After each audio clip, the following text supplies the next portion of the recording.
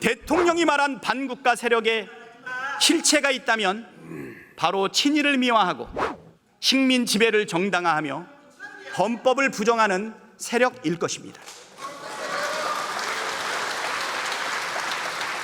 그런데도 헌법 수호에 책무를 지는 대통령은 문제의 심각성조차 인식하지 못하고 있습니다.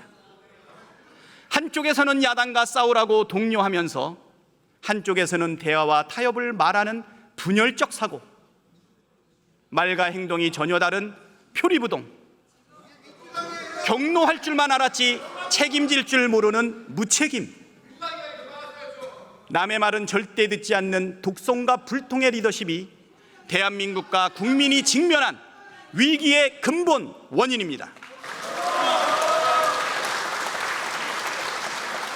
정치가 실종되고 극한 대결의 악순환이 반복되는 원인 또한 다르지 않습니다. 여당은 야당이 의회 독재를 한다고 주장하지만 진짜 독재는 대통령이 하고 있습니다.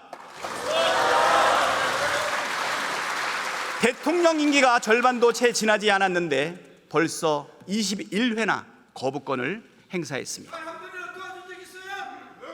이승만을 제외한 역대 최다 거부권 행사입니다. 10개 원내 정당 가운데 7개 정당이 압도적으로 찬성 의결한 법안도 대통령이 일방적으로 거부하고 있습니다. 대통령 입맛에 맞는 법안만 통과시키겠다는 것은 민주주의가 아닙니다. 대통령의 거부권이 상수가 된 현실은 어느 모로 보나 정상적이질 않습니다. 심지어 대통령은 국회 개원식에도 불참했습니다. 민주화 이후 처음 있는 일입니다. 입법부를 존중하고 야당을 국정 파트너로 대해야 할 대통령이 국회를 무시하고 야당을 적대시하면서 국민을 편가르고 갈등을 부추기며 국론을 분열시키고 있습니다. 대통령은 전체 국민을 대표하는 만큼 국민을 통합하기 위해 노력해야 할 책무가 있습니다. 자신을 지지하는 30%의 국민뿐만 아니라 비판하는 70%의 목소리도 귀담아 들어야 합니다.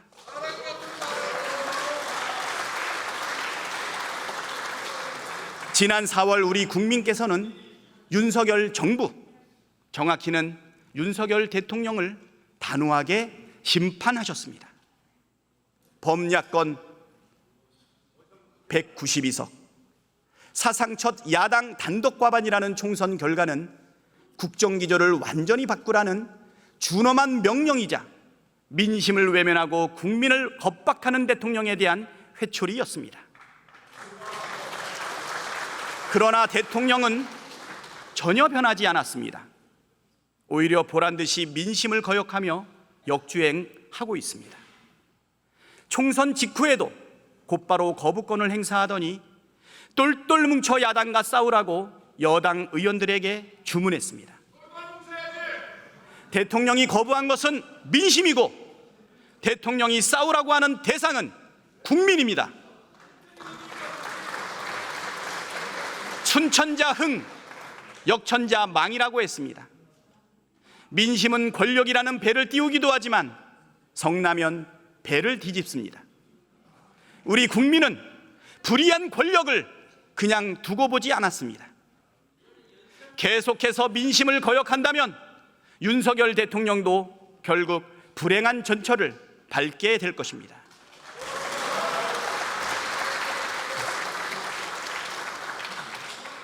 지난주 대통령의 국정 브리핑과 기자회견을 보며 동화 속 벌거벗은 임금님이 현실에 존재한다면 딱 저런 모습이 아닐까 하는 생각이 들었습니다.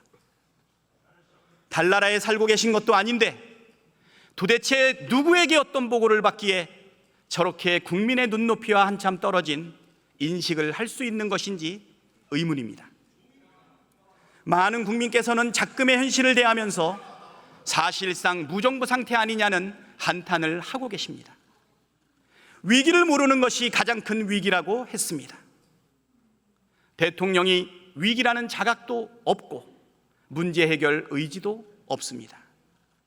대통령과 정부가 제 역할을 전혀 하지 못하고 있는 지금 피해를 보고 있는 것은 국민입니다.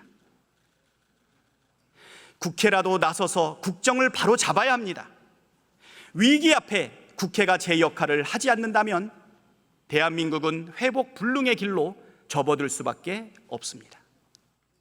대통령의 폭주에 민주주의가 무너지고 일상이 위협받는 시대에 국회가 나라와 국민의 삶을 지키는 든든한 버팀목이 되어야 합니다.